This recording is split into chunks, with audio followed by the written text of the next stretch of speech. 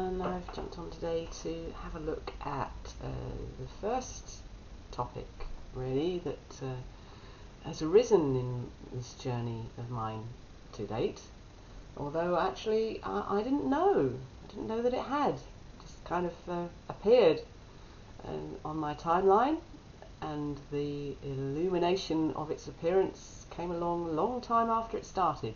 It's 6 years ago now that I learned about this strange phenomenon, discovered that I was party to it, and learned an awful lot more along the way than perhaps I might have liked to. So a lot of you listening and watching here will be in the same boat, because what I'm talking about is the twin flame dynamic.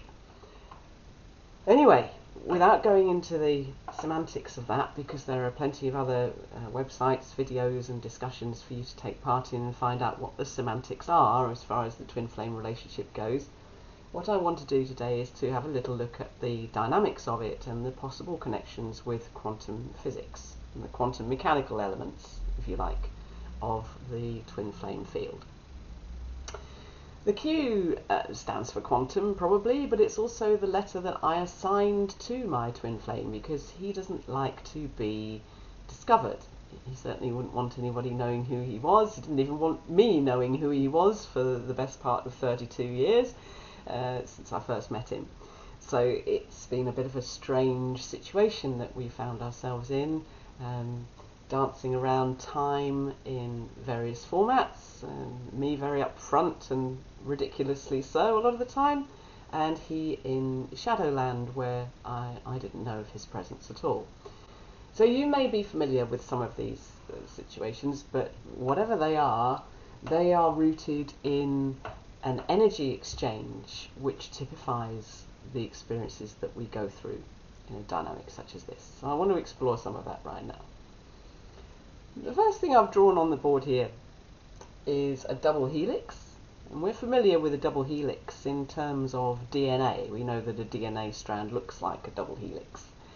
And what you'll find in a situation like this, or a relationship such as the twin flame relationship, is that you are entwined in a double helix format. Very similarly, you come together, you go apart, you come together, you go apart. This is a feature called runner-chaser in a lot of circles, and it does seem to resonate with the manifestation of what actually happens. And since this is ascribed to our physical makeup, I've put a B here for body. I better write that in really, haven't I? The body of evidence. So if that's the body of the matter, this strange double helix effect where we're on parallel tracks and we keep crossing over from time to time, however that may manage to make itself work. A strange little coincidence is that this little b, in small case, lowercase, is also the symbol for the beauty quark. And we are made of quarks, and as we're made of quarks, I've gone into that in previous videos, so you can always find out about that in some of the other things that I've done.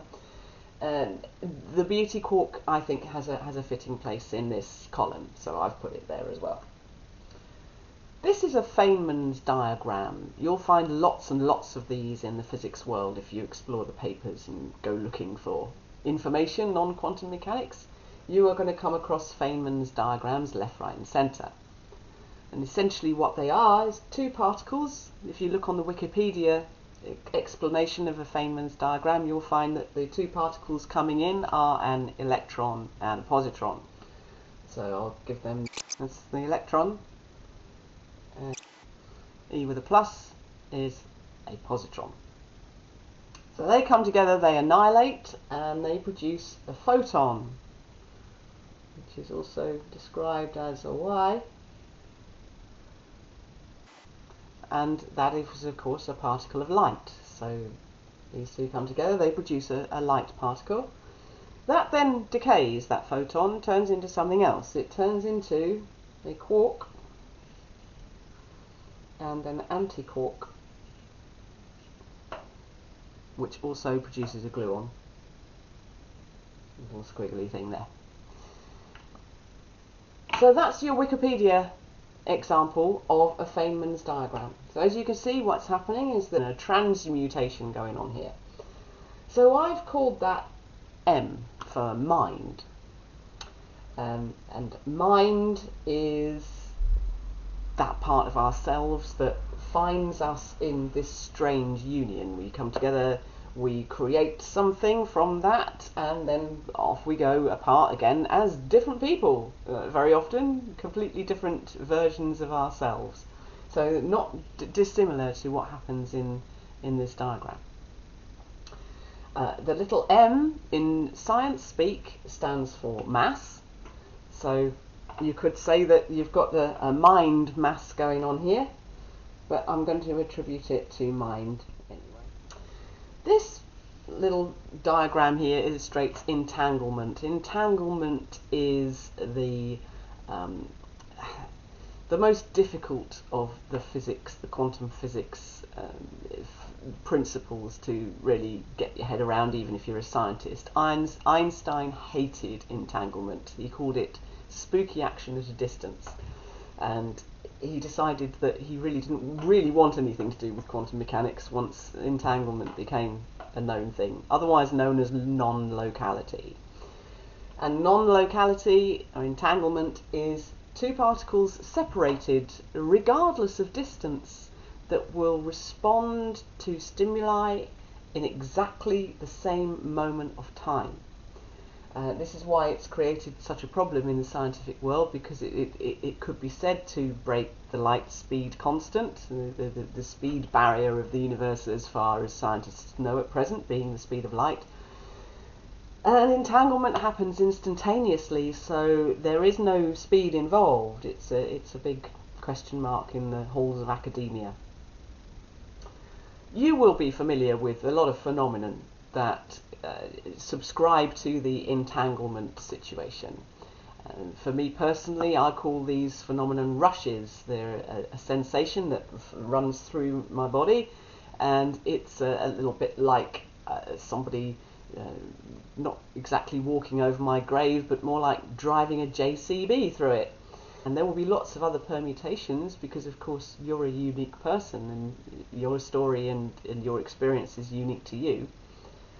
But if you experience anything like this, you will be sure of its origin, because you will know where it comes from, that it's the connection with this person who is your co-twin flame that is creating the conditions under which this entanglement can occur. So I have assigned it an S for spirit, essentially. Now, S in science speak stands for something else. Now, I only found out after I had put this diagram on the board and assigned it the body, mind, spirit letters, that the small s in physics stands for displacement over distance. Now, that's pretty freaky, because it's what we're talking about here. You're more than likely going to be separated at some point in your journey, if not for all of it. Personally speaking, I'm very unlikely ever to see my twin flame again, and some of you may be in the same situation. But whether you are or not, you'll know that it's the separation, it's the distance between you that sets up the conditions for non-locality to occur. So for this little s here to be assigned to displacement over distance is a little bit freaky. And looking up further, this is the Greek symbol for sigma, and sigma is electrical conductivity in science speak.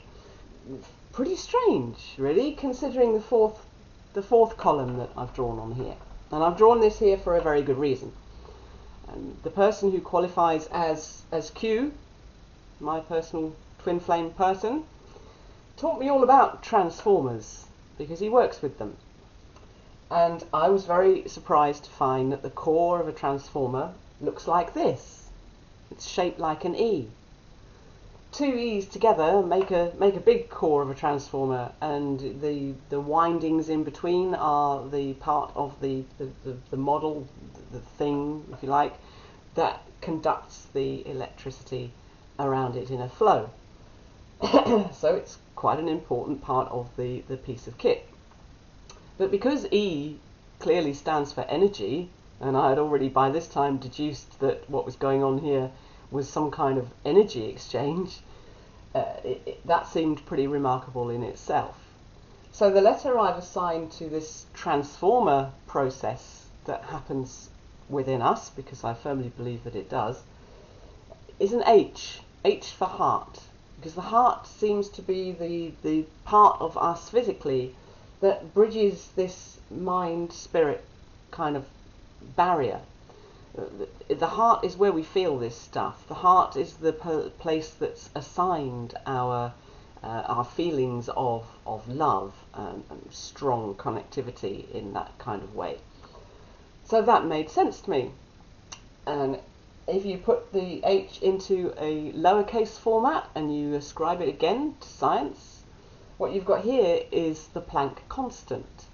Now, Max Planck was a very famous scientist back in the day, and he had to come up with a letter, a piece of the mathematical puzzle that would give a bedrock to the quantum mechanical equations that people were scratching their heads around then. The scientists had just found quantum mechanics, and they were busily trying to put it together, make sense of this.